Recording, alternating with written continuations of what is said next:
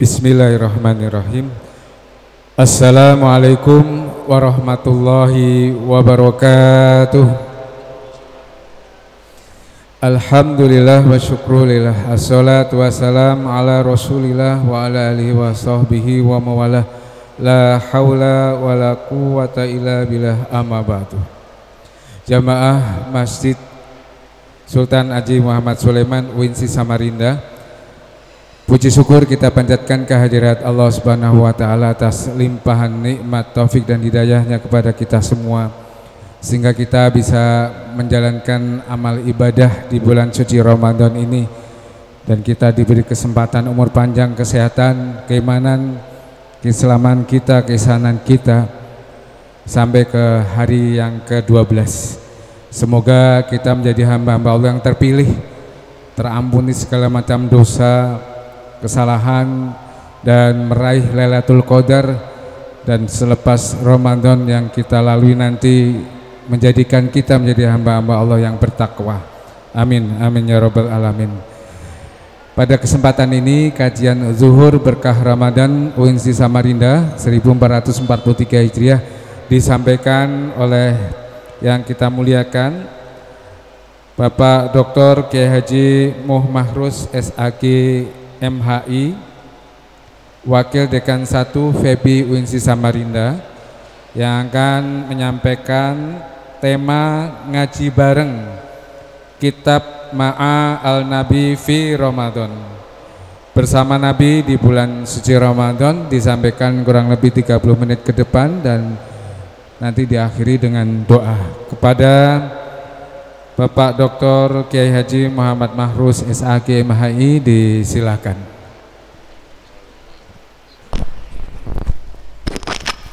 Assalamualaikum warahmatullahi wabarakatuh. Bismillahirrahmanirrahim. Alhamdulillahirabbil alamin, wassalatu wassalamu ala asyrafil anbiya wal mursalin, Sayyidina wa qudwatina wa maulana Muhammadin sallallahu alaihi wasallam wa ala alihi wa ashabi ajma'in, amma ba'd. Fadilatul muhtaramin yang saya muliakan, segenap masyayikh, para kiai, para pimpinan di kampus Universitas Islam Negeri Sultan Haji Muhammad Idris Samarinda UINSI Samarinda, segenap pengurus dan takmir Masjid Sultan Sulaiman, seluruh jamaah kaum muslimin wal muslimah yang senantiasa disayangi, dicintai dan dimuliakan Allah Subhanahu wa taala. Syukur alhamdulillah Allah taala masih memberikan panjang umur, sehat walafiat. Mudah-mudahan anugerah Allah taala ini bisa kita gunakan untuk berbakti, mengabdi dan mendekatkan diri kepada Allah taala. Amin, Allahumma amin. Sholawat ma'asalam semoga senantiasa tersanjung curahkan pada junjungan baginda Rasulullah Sayyidina wa Qudwatina wa Maulana Muhammad ibn Abdillah sallallahu alaihi wasallam, dengan penuh harapan semoga kita bersama keluarga keturunan ila yaumil qiyamah ditakdirkan oleh Allah Ta'ala menjadi umat baginda Rasul yang taat selamat dunia akhirat, mendapatkan syafaat fi yaumil kiamat, dan ketika meninggalkan kehidupan dunia semoga semuanya ditakdir dalam kondisi husnul khotimah. Amin, Allahumma amin.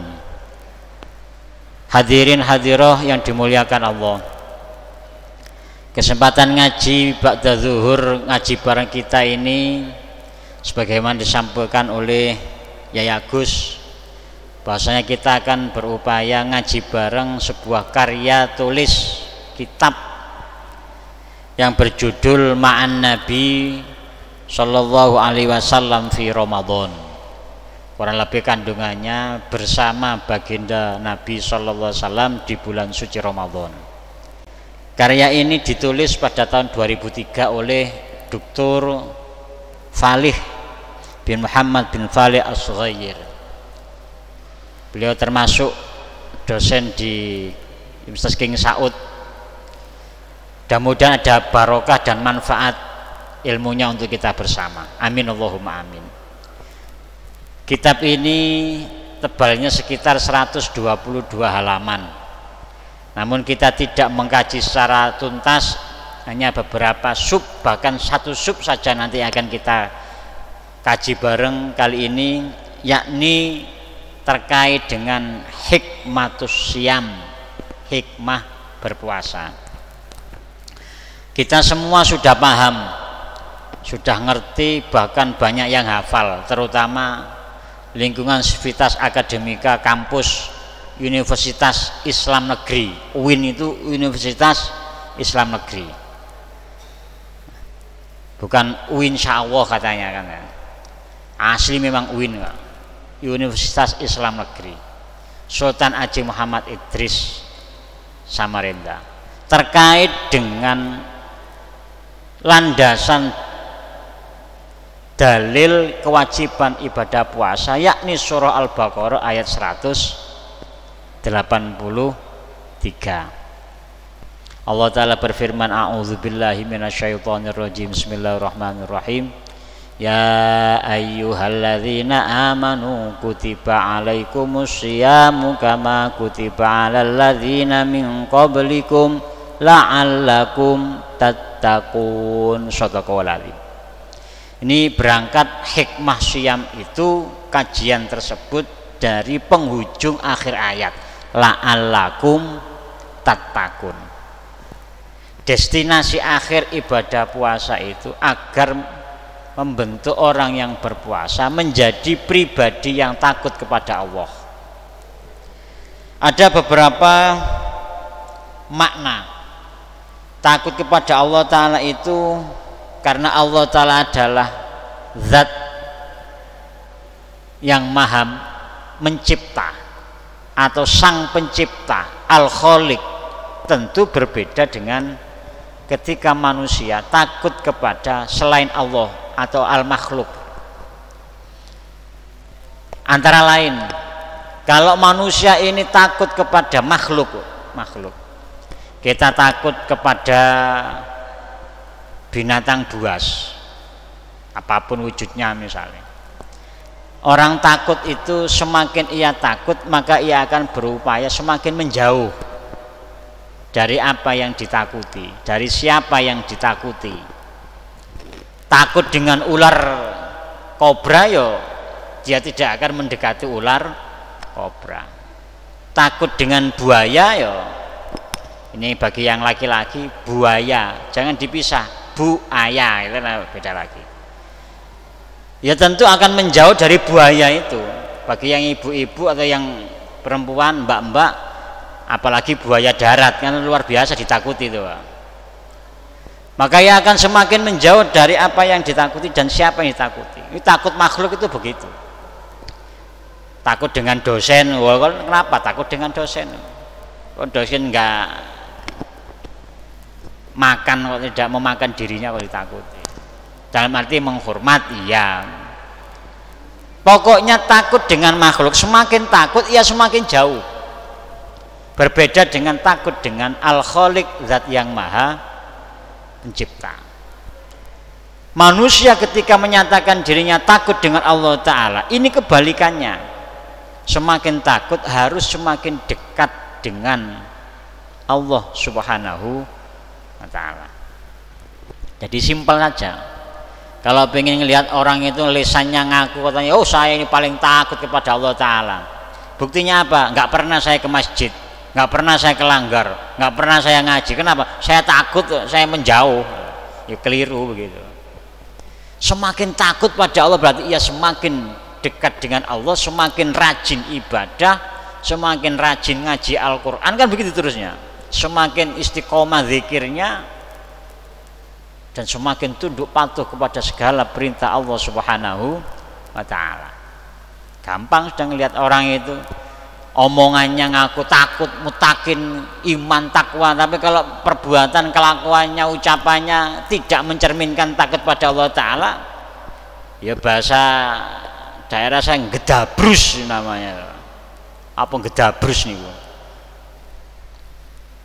Ya omong tok, nato, no action, talk only, omong tok. Karena keimanan, ketakwaan tidak sekedar di lisan, tapi harus dihadirkan dalam segenap aktivitas keseharian. Jadi semakin takut pada Allah, harus semakin dekat dengan Allah. Nah, lanjutannya akhirnya dalam kajian ini dinyatakan beberapa hikmah yang berhasil diungkap oleh Sidin, beliau Dr. Falih. Yang pertama dinyatakan at-taqwa sababu litaisiri umuril fardi wal mujtama. Takwa itu merupakan faktor yang menjadi penyebab keberhasilan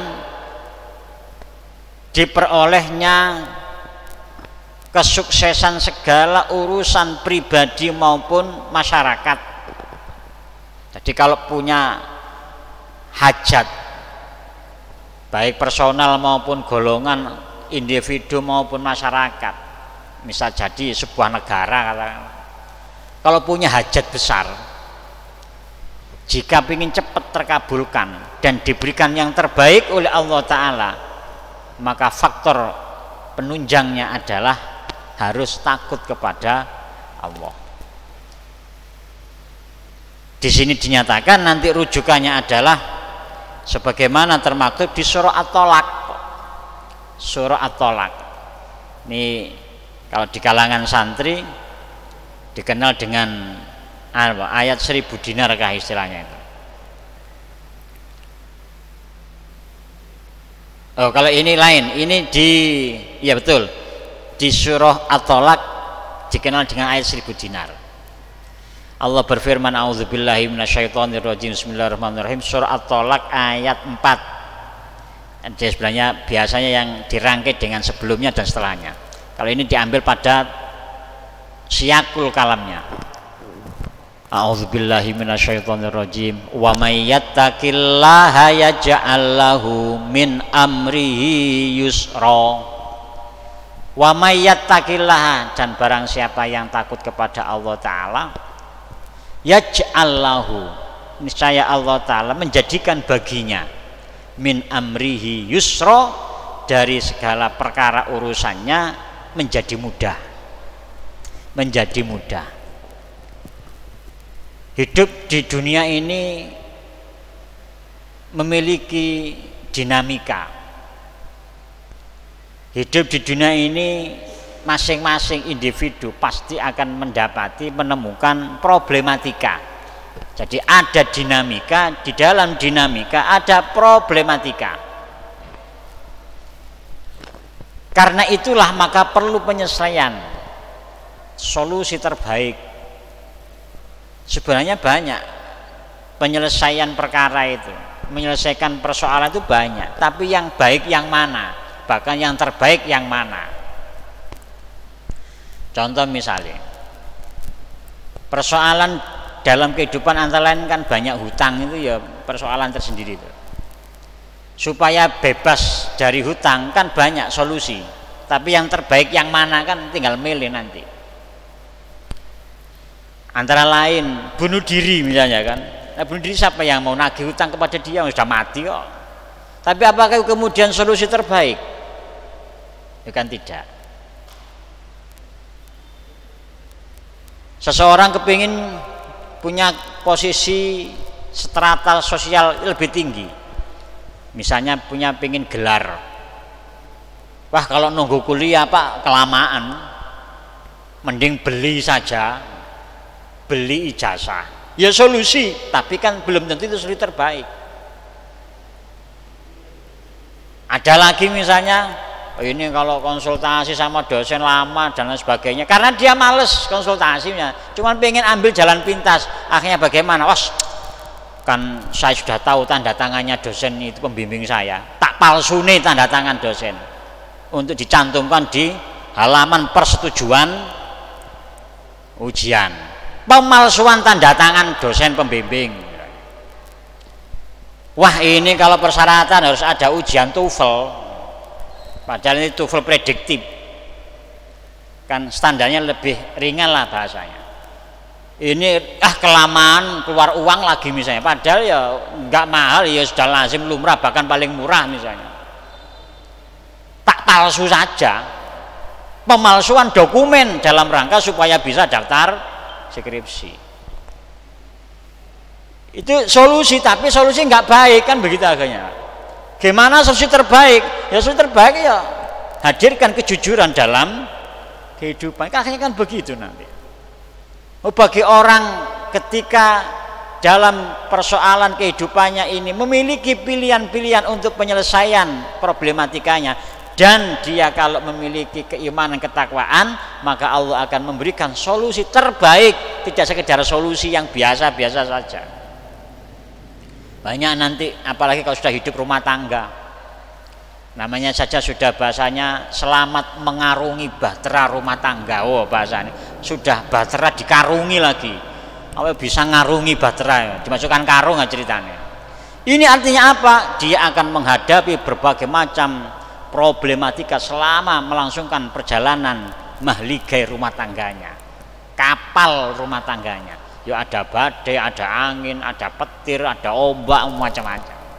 Ya ada ikan, yo banyak juga di situ. Persoalan kehidupan. Kalau pengen selesai persoalan kehidupannya, mendapatkan solusi terbaik, maka di sana harus ada takwa, takut kepada Allah. Nah, takut kepada Allah Ta'ala ini akan didapati, diperoleh, digapai oleh hamba yang menjalankan ibadah puasa di bulan suci Ramadan. Satu hikmahnya. Yang kedua, wattaqwa sababul li fathil barakati minas sama'i wal ard wa husulil arzaq wa sa'atil amwal. Takwa itu bisa menjadi sarana untuk terbukanya pintu keberkahan dan rahmat dari Allah Subhanahu wa ta'ala. Bahasanya niku barokah dan rahmat. Barokah dan rahmat. Barokah itu ziyadatul khairi ba'dal khairi. Setelah diberikan kebaikan, muncul kebaikan yang lain. Niku barokah. Diberi duit, dapat harta banyak, niku kan baik kok. Tapi harta yang banyak tadi ketika dipakai untuk kemaksiatan berarti muncul tidak baik setelah diberikan kebaikan, namanya rezeki yang tidak barokah. Memiliki keahlian IT,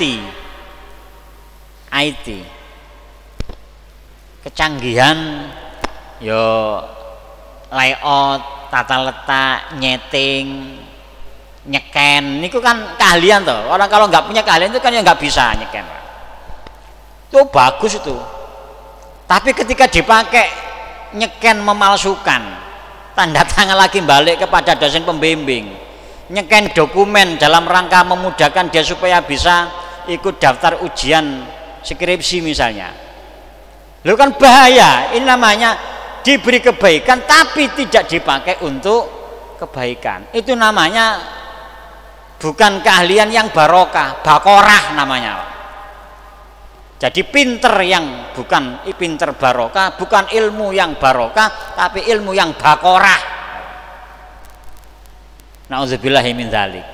Ya fala manfaata wala faidatalah. Tidak akan mendapatkan kemanfaatan dari ilmu dan hidupnya tidak akan memiliki faedah. Tiada guna, tiada fungsi. Nauzubillahi min dzalik. Maka luar biasa di kampus kita niki. Sip itu simbolnya jempol ya. Ternyata sip tidak sekedar ungkapan kata-kata, ada salah satu ahruf, 3 huruf. SIP didulukan S-nya sebelum I-nya. Nah kalau I-nya dulu kan jadi ISP, ISP gitu nanti jadinya. Bukan SIP tapi ISP gitu ya. Kalau I-nya dulu kan intelektualnya didulukan, tapi ini S-nya, spiritualitasnya dulukan, moralitas hadir di sana. Ketakwaan kepada Allah Ta'ala wujud dalam segenap aktivitas. Sehingga keahlian, intelektualitas, kecerdasan, kejeniusan yang dimiliki terbingkai dalam bingkai takwa takut kepada Allah Subhanahu wa taala. Pinter ini pinter itu, tidak berani menyalahgunakan kepandaian dan kepintarannya. Kenapa? Karena takut pada Allah. Ya bisa jadi orang tuanya tidak tahu, bisa jadi dosennya tidak tahu, bisa jadi temannya tidak tahu. Jangan lupa, ma yalfidzu min qaulin illa ladaihi raqibun atid. Tak ada satu lafaz pun, ada yang memaknai satu huruf yang keluar dari lidah mulut manusia, kecuali semuanya terekam tercatat oleh malaikat raqib dan malaikat atid.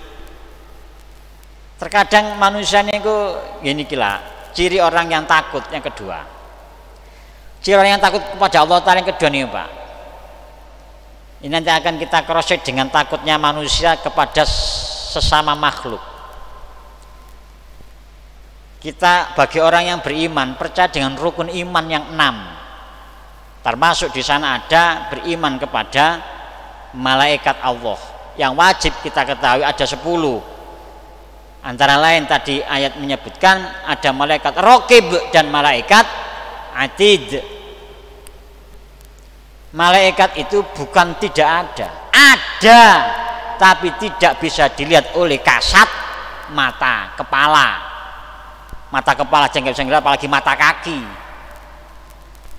Cuma manusia ini seringkali terkecoh dianggap malaikat, nggak ada. Akhirnya dia berani melanggar tatanan dan tuntunan syariat. Padahal sebenarnya kita ini dilatih. Takut itu kan dilatih sebenarnya sudah. Misalnya dalam berlalu lintas, ada rambu-rambu, terutama traffic light. Traffic light. Itu kalau ada traffic light lampu merah, bagi orang yang betul-betul takut kepada Allah kemudian direalisasikan dalam kehidupan, ya nanya lampu merah maupun malam hari, pagi hari, sepi rame, ya tetap berhenti kan. Oh, mematuhi rambu-rambu kok. Karena kalau ini dilangsungkan bisa jadi insiden menanti kan, begitu nanti dia nunggu dia, nggak tengok dulu ada nggak yo yang jaga gitu kan. Kalau nggak ada, gaspol remblong, tancap terus. Sama hanya ketika lampu kuning itu kan cuma dua kemungkinan, injak rem atau injak gas kan begitu. Lampu kuning. Bagi orang yang beriman pada Allah Ta'ala, ya, namanya hidup harus hati-hati kok. Barang subhat kuning itu kan,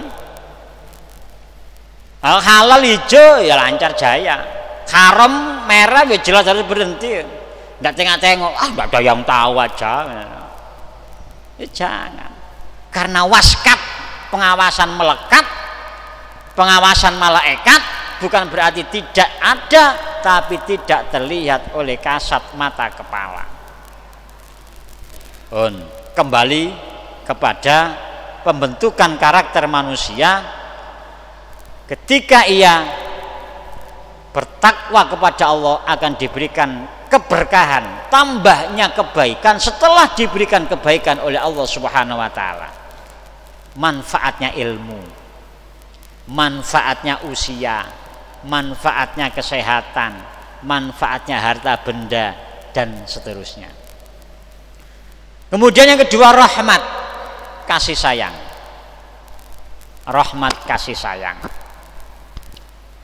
Kaum muslimin dan muslimah jamaah yang dimuliakan Allah, kita hidup di dunia ini yang kita perlukan yuk kasih sayang. Kasih sayang siapa?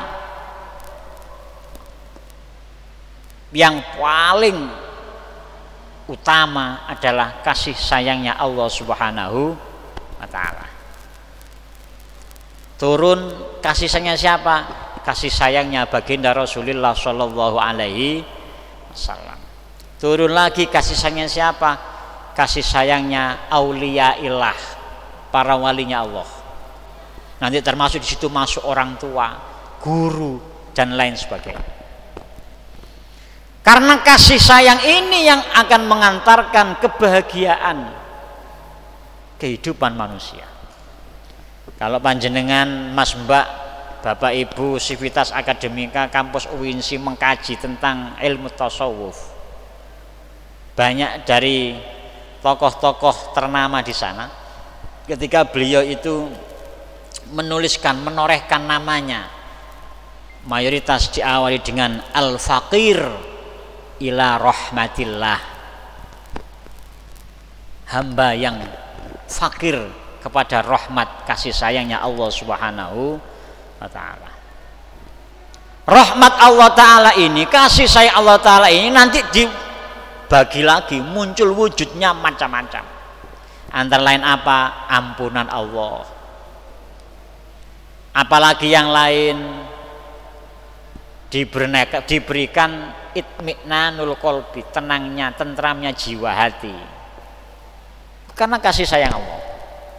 Apalagi kedamaian dalam kehidupan, keselarasan alam, itu semua bagian dari rahmatnya Allah Ta'ala. Wabil khusus khawasul khos, rahmat Allah Ta'ala adalah ketika sudah sentuhannya nasib terakhir, apakah sa'idun au syaqiyun, bahagia atau celaka selama-lamanya. Penentuan apakah masuk kategori farikun fil jannah atau farikun fis sa'ir, surga atau neraka. Itu rahmat Allah yang berperan besar. Walhasil rahmat inilah yang diwujudkan dan dimunculkan serta menjadi misi utama bi'tsati Rasulillahi sallallahu alaihi wasallam, terutusnya baginda Rasul sallallahu alaihi wasallam.